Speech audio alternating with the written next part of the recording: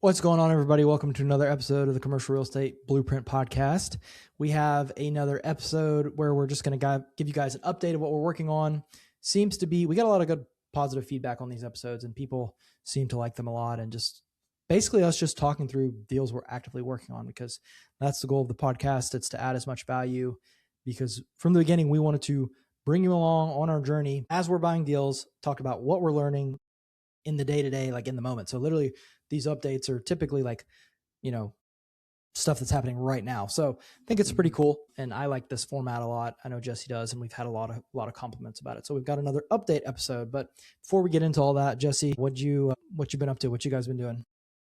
Well, me and my wife have been married now 2 months, which is crazy. And we did our first kind of like getaway trip, just the two of us. We went out to the Outer Banks. My wife is really into lighthouses. And so we got to see all of the lighthouses pretty much out in the Outer Banks except for Cape Lookout. And I think it's called Bald Head Island. Bald Head, Those are the only two we missed. Yeah. But it was super cool. So we went down on Friday and we went to Manio, if you're familiar with Outer Banks. Got to see the small one there at Roanoke, and then went on Saturday to see Currituck, Body, Hatteras, which is completely under construction, which is insane. And then went down to Ocracoke. So we had a crazy adventurous day at the Outer Banks. It was awesome. And then came back on that next Sunday. It was a phenomenal time. That's sick. I was just looking on the map. That's basically like the entire coastline, pretty much. Pretty much. Yeah, pretty much. It was a lot of driving, but definitely worth it. We got How to long climb. did that take? Like the Saturday. So you did the whole coastline on Saturday? All on Saturday, yep. So it was almost an hour up to Currituck, then back down to Body, an hour and a half back down to Body, and then like 2 hours to Hatteras, and then like an hour and a half ferry ride to Ocracoke, and then we stayed the night at Ocracoke. So it was full packed day. So that's like what, 5 or 6 hours of driving? At least, yeah. That's awesome. That's really cool. But me and my wife we love being at the beach, but we don't go on the beach as much. Like we just love being in the atmosphere, if that makes sense. Yeah, no, for like sure. Some people out there can relate to that. Doesn't make sense to me because I love being in the water. I'm like a fish, but sure. I get it. We'll give you a pass. I love fishing, that's for sure. That's a little bit different, but no, not what fishing. About you? I'm not a fisherman. I fished in high school a little bit. It was fun, but my buddies knew what they were doing, and I would just come and throw a rod or throw a line in. But like I said, I am a fish. Like I want to be under the water. You are definitely. You're a much better swimmer than I am. No, yeah, much better swimmer. It's all good. That's what's so cool about the beach. There's so many different things you can do there. That is true. You can fish, you can surf, you can scuba dive, whatever you want to do. I actually didn't know that I'm looking now. I didn't realize. I assumed that was like a car ferry you took from Hatteras to Ocracoke. Yeah. That's cool. I did not know that. Well, we kind of not exactly the same, but my family we love traveling too, and we've been looking at RVs just for fun. Like on the weekend, like my wife and I went to look at Airstreams a couple weeks ago, and then this last weekend we went to the RV show that was in Raleigh, and we're looking at all kinds of different RVs because that's what I've found. We love driving, we love traveling, not necessarily with our little kids because they can be fussy in the car, but we were looking at flying to Hawaii again. We're looking at flying to Costa Rica, doing all these trips and stuff, which we want to do in the future. But right now with kids who are 6, 4, 2, and 6 months, like RVing seems to be like a good way to do it, where we can travel, we can have everybody in the car, we can tow behind something or like tow a little travel trailer or something and get to go around the country, which is what we want to do hopefully soon. We've been looking at all kinds of different stuff, but that's that'll be awesome. That'll be awesome. Yeah, but we wanted to make sure we mentioned this stuff because one, it's just a little insight into what me and Jesse are into, but then two, it's kind of the whole point of why we're doing this, right? Like we're not buying commercial real estate just to sit here and say, oh, I have $5 million portfolio or whatever it is, $10 million portfolio. People get up to 100 million, all this stuff.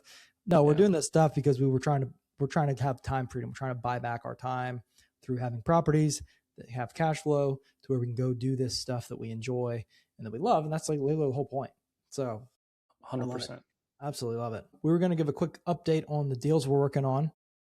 So I'll talk about the first one. I think we mentioned that we actually did get a deal under contract in downtown Durham that we're super excited about. It's like a little, can't disclose too much, but close to 3,000 square foot retail building in downtown Durham. and we're working through all the due diligence on that. And so far, so good. So far, so good. Super excited about that property. I think we'll have no problem. It's 2 stories. I think we'll have no problem leasing the first suite. Upstairs suite could be a little more interesting, but it's something that we're really excited to buy and hold and have in our portfolio. Mm-hmm. Exactly what Graham said. It's a phenomenal location. It's something we want to hold forever, and you just get excited when you see a property. And you're like, this is partially why you get into commercial real estate, is owning something like this. Like, this is just sick. And if we mentioned it, I think before, we have another deal under contract in Durham, starting to get some momentum in Graham's hometown, which is awesome. It's a great place, but that deal, I think we mentioned before, potentially it had a wreck on the phase 1, and so we're going through the phase 2 stuff now. We got it extended. Sellers agreed to pay for some of the work, and it's a small deal, bite size. Again, something that anybody listening could take down for sure. It's just some intricacies to this specific deal. This is the first deal we've ever done where we've had a wreck on a phase 1, I believe. Unfortunately, yes. Yeah, it's unfortunate, and it causes more headache than it needs to at times. But like our mentor of ours said, even if I gave you the property for free, it's not worth the 100, 200 plus K of potential Environmental environmental liability. concerns. Like, yeah, you just don't know, and you don't want to put yourself into a position where you're going to have to pay more than what the property is worth for environmental hazards, and it's just not worth the risk. 100%. Yeah, that one's like you said, just a small little deal. There's a former hot dog stand that we've got some good traction from different interesting tenants in Durham, which is really Lots cool. of traction, actually. Yeah, a lot. And so we really want to close the deal. We got that rec back, and we're like, we're going to unfortunately have to drop it because, we don't ever want to drop a deal, but the only reason we drop it is if there was kind of environmental concern. And we just went to them and said, hey guys, love the deal. We've got people interested. We want to move forward. However, we have to do a phase 2. Phase 2 is going to be very expensive, about $10,000. And we're not willing to pay $10,000 for a phase 2 on a property that's so small. It's very, very, very small purchase price. Like Jesse said, literally anybody could do it. It's like around $120,000, which is crazy. And so it's not worth it to pay 10 grand for it to come back dirty and have spent like close to $20,000 in due diligence on a $120,000 deal. So we're like, we'd love to move forward. Your seller's gonna have to deal with this with the next buyer. I would recommend getting a phase 2. If you're willing to pay for the phase 2, we can extend diligence and keep going. And they said, sure. And we were both kind of like, we thought they were going to say no. And so they said yes. So we're moving forward on that deal, and we'll definitely keep you guys posted. But really the main thing we wanted to discuss, and why I think we've been fortunate to have some success in everything that we're doing, is just the power of relationships. Yeah, for sure. We were at lunch yesterday with a partner and a lender, and afterwards I was just kind of thinking about, man, we've really been lucky to work with some really great people, and finding the right people is definitely difficult. I've talked to a lot of business owners that are trying to find the right fits for people inside of their business. It's not necessarily an easy task, but what's cool in the real estate world is I think a lot of people have the mentality of it's a team effort between all of the people that you work with for DD, all of the lenders, and even partners too, right? Like, Graham and I are concerned about giving up 5 or 10% if there's someone else that's going to bring a lot of value to the table, right? So being able to call your lender and say, hey, I've got this property that we're working on.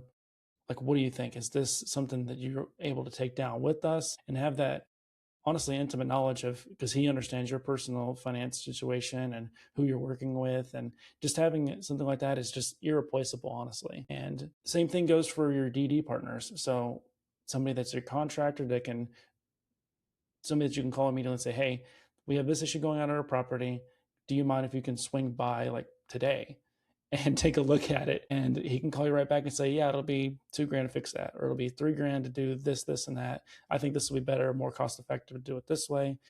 And I don't know anything about, honestly, commercial electric systems and lighting and all that other stuff. Like, having someone who's that you can call immediately that gets that answer for you saves so much time, so much stress, headache, and you take care of those people because it's going to come back and pay dividends later.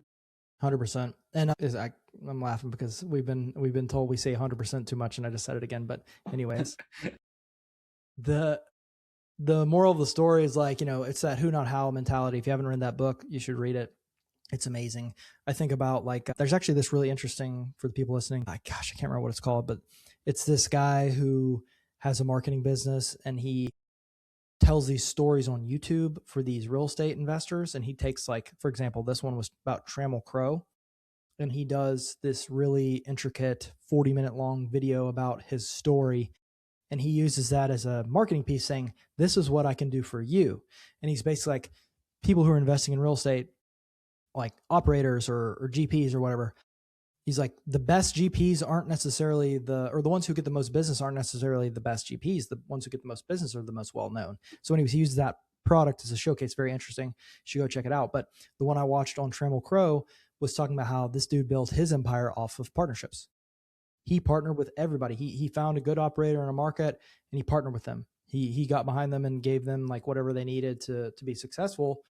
And he just scaled through partnerships and relationships. And I've had a lot of people who were like, hey, why don't you do stuff by yourself and stuff? But, it's not uncommon for us to do a deal where it's me, Jesse, and one or two other people. And, we're taking maybe a little bit less percentage, but we've also been able to buy more deals. Like, for example, this year, we were just talking about it before filming. We've bought 4 already. We've got 2 under contract. And then one of the next things we want to talk about a little bit is we've got 3, really 4 more we're looking at right now. One that I think we might get a PSA on today or tomorrow. And same thing with another deal. So we got 2 that are like potentially being signed this week. And then 2 more that we're looking at very closely. So, you might say, how the heck are you going to do all that? We don't know. We're going to figure it out. And that's what we've done. That's what we've done this whole time. That's what's gotten us this far. But also, more importantly, that sounds like we're just like, rolling the dice and being risky and stupid. But in reality, we know that we have the network and relationships, tying it all back in, to move forward on most of these deals. And so we're super excited. One's in Durham, one's in Triad, and then the other 2 are kind of like in between. And they're really exciting, honestly. To Graham's point, I think it's not necessarily how much is in your bank account. He actually said this to me this morning. It's not how much is in your bank account. It's who's in your contacts, who you can call. We're partnering with very experienced people in a couple of these deals, and that gives us a lot of confidence when I see someone that's very competent in real estate saying, okay, this is a good deal. Let's move forward. Everything's risk. Everything is an investment, and you have to understand that. But if you're working with the right people, you're going to set yourself up for a lot more success than just trying to go out there and do it by yourself. And you don't have anybody looking over your shoulder. At least we have someone looking over our shoulder to say, hey, like what we've done with, honestly, with City Plat is like, hey, we're doing this. Like, does it make sense? And they're like, no, just go do this. And it'd be so much simpler. Mentorship, in addition to partners, will save you lots of time. 100%. And, another point we wanted to make is just like how important it is to be nice to everybody. Like, it sounds cheesy, like a cheesy cliche, but just be nice to people and be nice, and don't be out there seeking like something from someone. Like, just genuinely be a nice person and friendly to everyone and take interest in everyone. And it's like the basics of like how to win friends and influence people, or like the book that our company is actually going through now is like Go Giver. It's like the mentality of just like try to be valuable to other people first. Don't be seeking something for yourself. Be nice to everyone, and you just never know what's going to happen. Like, it's funny. One of our partners was telling the story at lunch yesterday with our lender that me and him were talking about buying deals in the future. And at the time he's making like $15 an hour, but now he's one of our capital partners who is contributing a lot of capital to these deals. And obviously he's not making $15 an hour anymore. And so, I was just friends with him, and we were good friends, and just, we had we were just vibing. I can't think of a better word for it, but we had a good vibe, and we were like, yeah, man, let's do some deals. Let's buy some properties. Here we are. And now we're buying properties together. And, same thing with our lender. We got along well with them. And then also one of the partners we're about to do a deal with here, hopefully shortly, I met them at Commercial Academy. It was the first person I saw. We went out to the networking dinner on Friday night, and I sat next to them, and I had no idea they'd been my partner 3 years later, or whatever it is. But here we are about to be partnering, which is crazy to think about. So the point of all that rambling is you never know who could be a capital partner. You never know who could bring you a deal. You never know what that person could be. Lender. And you shouldn't look at them like you're trying to use them. But if you're just nice to people, then in the future you could very well do business with them. Absolutely. Yeah. One other example we wanted to run through with the relationship thing is like we've been heavy into trying to go off market, and off market's been well, it's served us well. But a lot of the big dogs, they don't even try doing off market stuff themselves. They just go to brokers. Because if you think about the ultimate leverage, me and Jesse cold calling all the time, or should we talk to 10 brokers who are cold calling all the time? Sure, they might get 3%, but who cares? Who cares? Mm-hmm. If they bring you a deal they make $1 million on, or even $100,000 on, who cares if they make 3%? That's what I don't understand. Obviously we're brokers, so that's a soft spot, or not soft spot, but what's the word? Pain point. Yeah. Yeah. It's like a pain point because people will haggle over commission. It's like, bro, you're going to buy a deal that's going to make hundreds of thousands and you're worried about a $10,000, $20,000, $30,000 commission. It's interesting. But anyways, we have been going after broker relationships. So we've been trying to build relationships with people, being nice to people, taking them out to lunch, talking to them, doing whatever we can to add value. And, one of these people I reached out to on LinkedIn, he sent us probably 10 or more deals. He sent us a deal, maybe 3 weeks ago. I had a tour lined up. I was doing something, I can't remember. And then Jesse went and toured it with him.